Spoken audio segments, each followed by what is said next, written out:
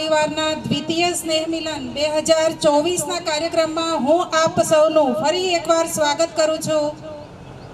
આજે આપણે 303 દિવસ 9 મહિના 29 દિવસ 43 અઠવાડિયા 7282 કલાક 4,36,320 મિનિટ અને 2,61,79,200 સેકન્ડ પછી આજે છીએ ફરીવાર.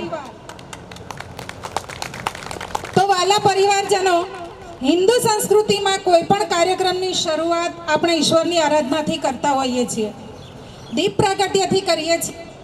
તો આજના આ ભવ્ય કાર્યક્રમ અંતર્ગત આપણે ઈશ્વરની આરાધના સૌ પ્રથમ કરી લઈએ કે જેથી ઈશ્વર આપણને આ કાર્યક્રમને સફળ બનાવવા માટે બળ અને બુદ્ધિ પ્રદાન કરે. તો સૌ પ્રથમ દીપ પ્રાગટ્ય માટે હું માનવંતા મહેમાનોને આમંત્રણ આપું છું કે જેમાં શ્રી આશીષભાઈ બેચરભાઈ આસોદરિયા. તો પહેલાં એમનો પરિચય પણ હું સાથે આપી જ દઉં.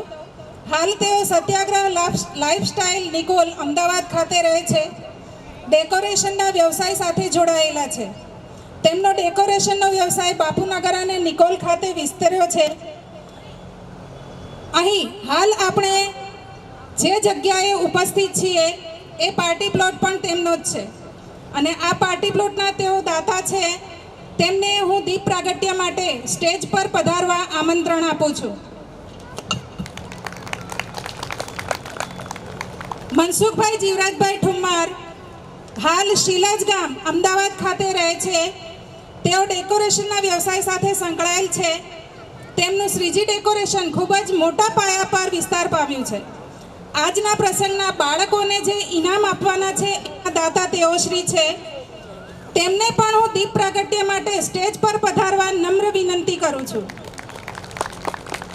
બાલુભાઈ મોહનભાઈ કાછડિયા હાલ અનુરાધા સોસાયટી વિભાગ 2 દેગામ ખાતે રહે છે. તેઓ દેગામ ખાતે બિન્ટુ સ્ટોર્સ ધરાવે છે.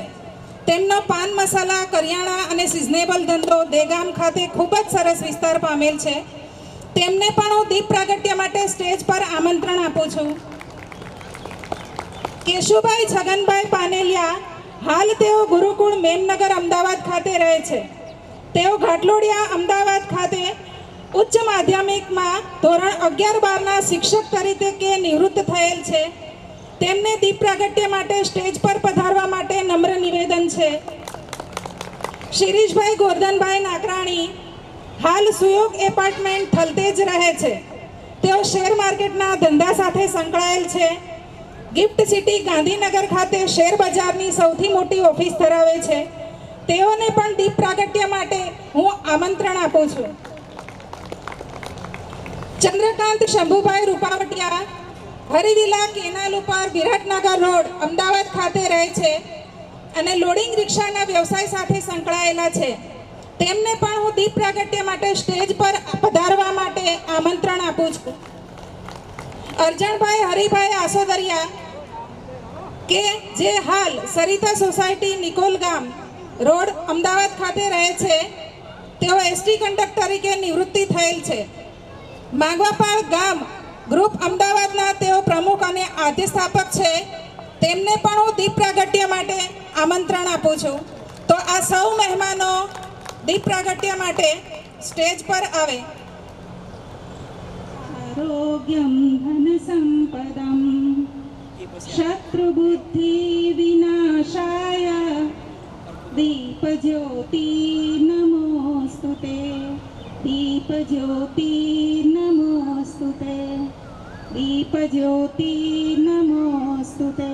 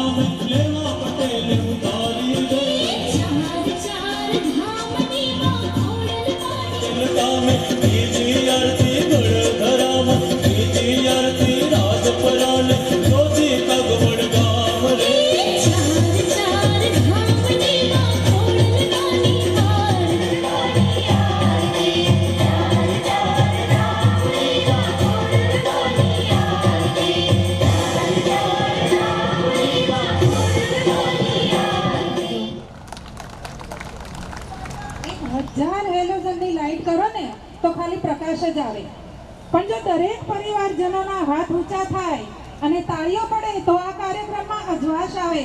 આ તમારી તાળીઓ જ અમારા માટે આશીર્વાદ છે, એ જ પ્રેમ છે. તમારા સૌના સ્વાગત પ્રવચન માટે જેઓ સેવાના કાર્યમાં હંમેશા તત્પર, કોઈ પણનું ગમે તે નાનું કે મોટું જે કંઈ પણ કાર્ય હોય તે કાર્ય કરવામાં હંમેશા આગળ રહેનાર એવા શૈલેષભાઈ હરિભાઈ દેસાઈનું હું સહૃદયથી સ્વાગત કરું છું કે જેઓ તમારા માટે અહીંયા સ્વાગત પ્રવચન આપણને આપશે.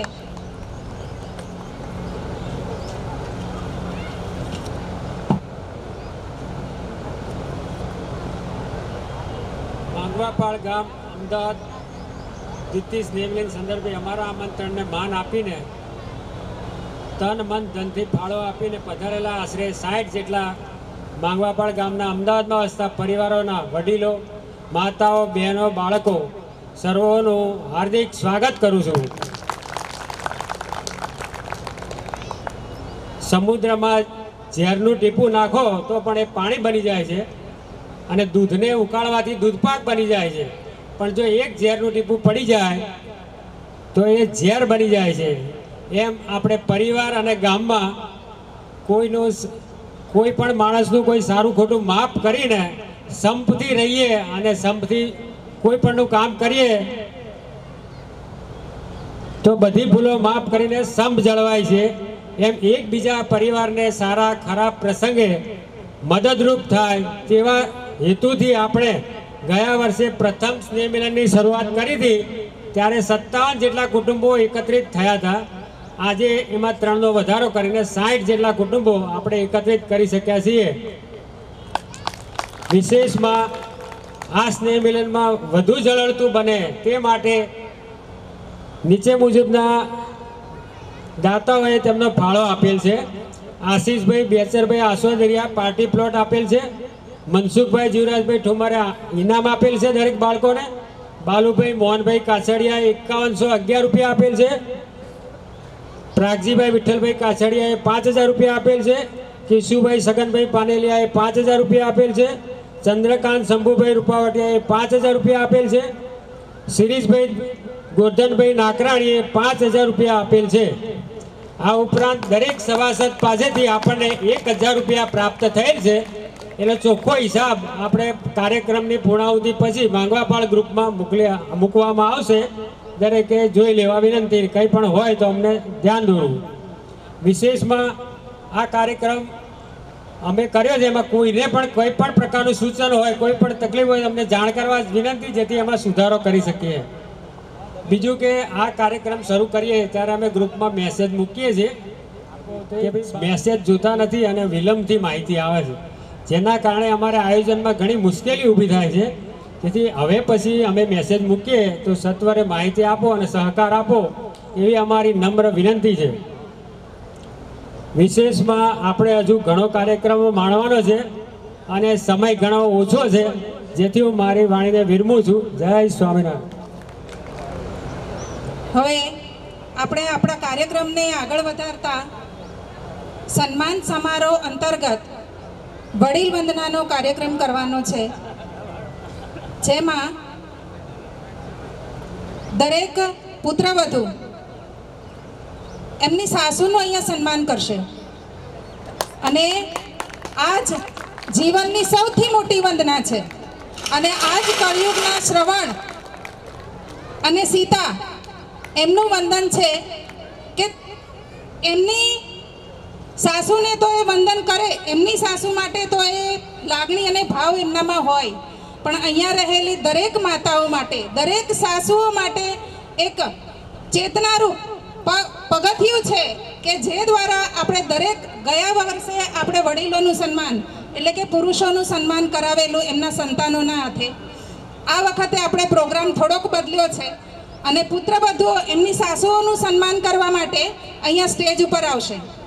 તો પછી જે ના નામ બોલાય એ લોકો વારાફરતી અહીંયા સ્ટેજ પર આવીને દરેક પોતાના સાસુ સાથે આવશે અને એમનું સન્માન કરશે. પુરુષો અને મહિલાઓ પોતાના પુત્રને અને પુત્રવધૂને સારા બે હાથ ઊંચા કરીને આશીર્વાદ આપશે અને શુભેચ્છા આપશે, કેમ કે આ જ સૌથી મોટી જાત્રા છે. જ્યારે જ્યારે માણસ મૂંઝાઈ જાય ત્યારે તમારા સંતાનોને એ જ આશીર્વાદ કામ લાગશે જે તમે અત્યારે બે હાથે ખુલ્લા મનથી આપેલા હશે. અને તેથી જ બે હાથે આશીર્વાદ આપજો અને જ્યારે એ લોકો તમારું સન્માન કરે અથવા તો બીજા કોઈનું પણ વડીલ વંદના અંતર્ગત કોઈ પણ પુત્રવધુ જ્યારે સાસુનું સન્માન કરવા આવે ત્યારે મન ભરીને આશીર્વાદ અને શુભેચ્છા આપજો. આ જ શુભેચ્છા એમને આ જીવન કામમાં લાગશે અને એમના માટે નવી ઉર્જા મળશે. તો તમારા આશીર્વાદ થકી જ આ લોકો નિરોગી રહે છે, સ્વસ્થ રહે છે અને હંમેશા માટે સેવાના કાર્યો કરતા રહે. તો આજે આ વડીલ વંદના એ દરેક લોકોના જીવનને, વડીલોના અને એમના સંતાનોના જીવનને બદલી નાખશે. તો આજે આ પુત્રવધુઓને, આ સીતાઓને દરેક જણ તાળીઓથી વધાવશે કે જે અત્યારે સન્માન કરવા માટે આવનાર છે.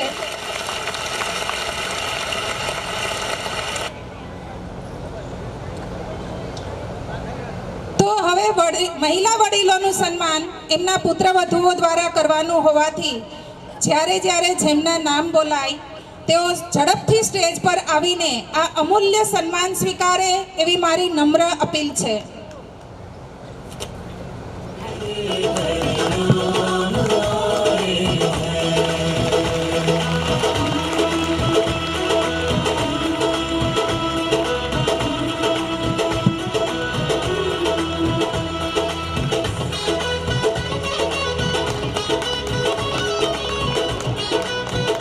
ગંગા, જમના, યમનોત્રી બધા જ ધામ આજે અહીંયા આવી ગયા છે.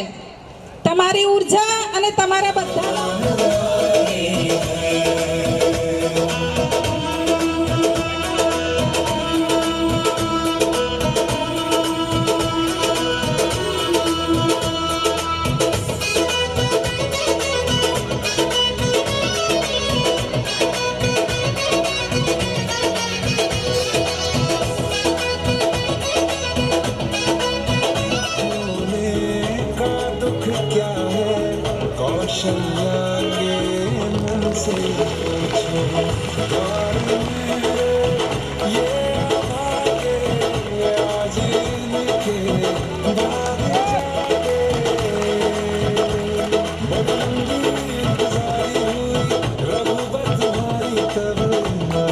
જિગીશાબેન રાજેશભાઈ દેસાઈ એમના સાસુશ્રીનું સન્માન કરે છે.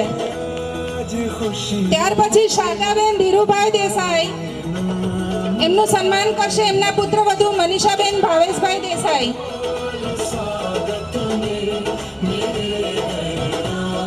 ત્યાર પછી જોશનાબેન શૈલેષભાઈ દેસાઈ એમનું સન્માન કરશે કૃષ્ણાબેન પિન્ટુભાઈ દેસાઈ. તૈયાર રહેજો.